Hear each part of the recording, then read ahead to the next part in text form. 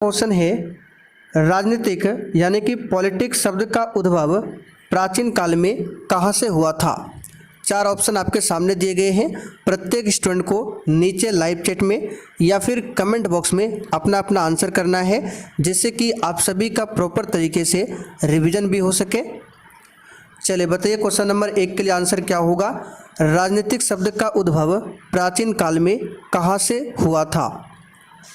तो देखिए यहाँ पर जो भी बच्चे ऑप्शन सी बता रहे हैं उनका बिल्कुल सही जवाब है यूनान यानी कि एथेंस से हुआ था। यहाँ पर आंसर हमारा क्या होगा, सी वाला ऑप्शन। दूसरा क्वेश्चन देखिए, राजनीतिक यानी कि पॉलिटिक्स शब्द किस भाषा से बना है। चलिए क्वेश्चन नंबर 2 के लिए आंसर बताइए आप सभी। पॉलिटिक्स शब्द किस भाषा से बना है।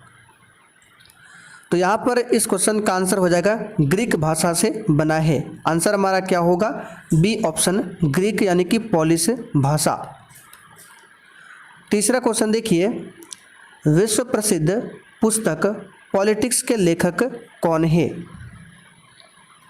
चलिए बताइए क्वेश्चन 3 के लिए आंसर क्या होगा।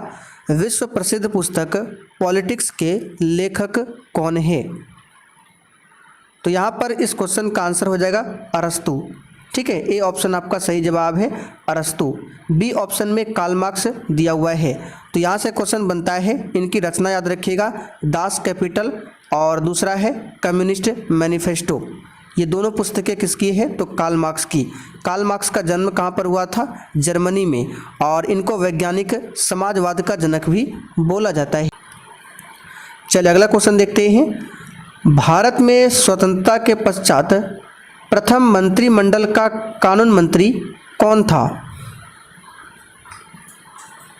चलिए क्वेश्चन नंबर 4 के लिए आप लोग आंसर बताएंगे। स्वतंत्रता के बाद प्रथम मंत्रिमंडल का कानून मंत्री कौन था। तो इसका सही जवाब है डॉक्टर बी.आर. अम्बेडकर। अब यहाँ से क्वेश्चन बनता है, बी.आर. अम्बेडकर का जन्म कब हुआ था।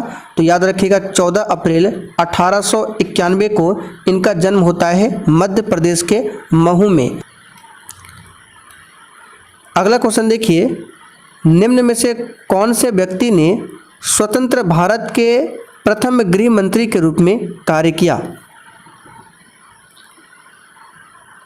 चलिए क्वेश्चन नंबर 5 के लिए आंसर बताइए। इनमें से कौन से व्यक्ति ने स्वतंत्र भारत के प्रथम गृह मंत्री के रूप में कार्य किया। तो सही जवाब है सरदार वल्लभ भाई पटेल। सरदार वल्लभ भाई पटेल को भारत का बिस्मार्क और लौह पुरुष के नाम से जाना जाता है। इन्हीं के जन्म दिवस पर 31 अक्टूबर को राष्ट्रीय एकता दिवस मनाया जाता है। और जो 1928 में बारदोली सत्याग्रह हुआ था उसका नेतृत्व किसने किया था। तो सरदार वल्लभ भाई पटेल ने। आगे देखिए, मंत्री परिषद के सदस्यों को पद की गोपनीयता की शपथ कौन दिलाता है। चलिए क्वेश्चन नंबर 6 के लिए आप सभी आंसर बताएंगे। मंत्री परिषद के सदस्यों को पद की गोपनीयता की शपथ कौन दिलवाता है। तो यहाँ पर इसका सही जवाब है राष्ट्रपति। ए ऑप्शन आपका राइट है। अच्छा, राष्ट्रपति को पद की शपथ कौन दिलवाता है। तो सुप्रीम कोर्ट का जो मुख्य न्यायाधीश है वो दिलवाता है राष्ट्रपति को शपथ। राष्ट्रपति, उपराष्ट्रपति और राज्यपाल बनने के लिए मिनिमम उम्र पूछा जाता है तो 35 वर्ष। ठीक है, और लोकसभा का सदस्य बनने के लिए मिनिमम उम्र पूछे 25 वर्ष। राज्यसभा का सदस्य बनने के लिए मिनिमम उम्र 30 वर्ष। ठीक है, चलिए आगे देखते हैं क्वेश्चन नंबर 7। प्रधानमंत्री की नियुक्ति राष्ट्रपति करता है, यह किस अनुच्छेद में वर्णित है। एक भी क्वेश्चन को छोड़ना नहीं है। चलिए बताइए, प्रधानमंत्री की नियुक्ति कौन करता है, राष्ट्रपति। और ये लिखा गया है आर्टिकल 75 में।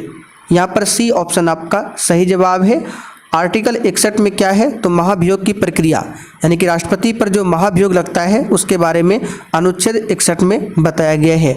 अनुच्छेद 72 में क्या है, तो राष्ट्रपति के पास जो क्षमादान की शक्ति है वो आर्टिकल 72 में बताया गया है। आर्टिकल 52 में क्या बताया गया है, आप लोग कमेंट करके बताइए। तो चलिए अगला क्वेश्चन, प्रधानमंत्री पद पर सर्वाधिक समय तक कौन आसीन रहा था। और देखिए नीचे तो प्रधानमंत्री पद पर सर्वाधिक समय तक कौन आसीन रहा था? इसका सही जवाब है पंडित जवाहरलाल नेहरू। बी वाला ऑप्शन यहाँ पर आपका सही जवाब है। भारत सरकार का प्रथम विधि अधिकारी कौन है?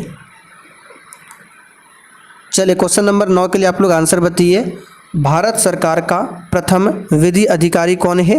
तो याद रखिएगा भारत का महान्यायवादी। बी वाला ऑप्शन यहाँ पर आपका सही जवाब है। अच्छा, महान्यायवादी की नियुक्ति कौन करता है? तो भारत के राष्ट्रपति करते हैं आर्टिकल 76 के तहत में। आगे देखिए, भारत के मुख्य न्यायाधीश की नियुक्ति कौन करता है? अच्छा, वर्तमान में सुप्रीम कोर्ट में अगर जजों की संख्या पूछा जाए कितना है, तो 33 जज है और एक CJI है, यानी चीफ जस्टिस ऑफ इंडिया है एक। और वर्तमान में कौन है आप लोग कमेंट करके बताइए। तो मुख्य न्यायाधीश की नियुक्ति कौन करेगा? तो भारत का राष्ट्रपति। यहाँ पर सी वाला ऑप्शन आपका सही जवाब है।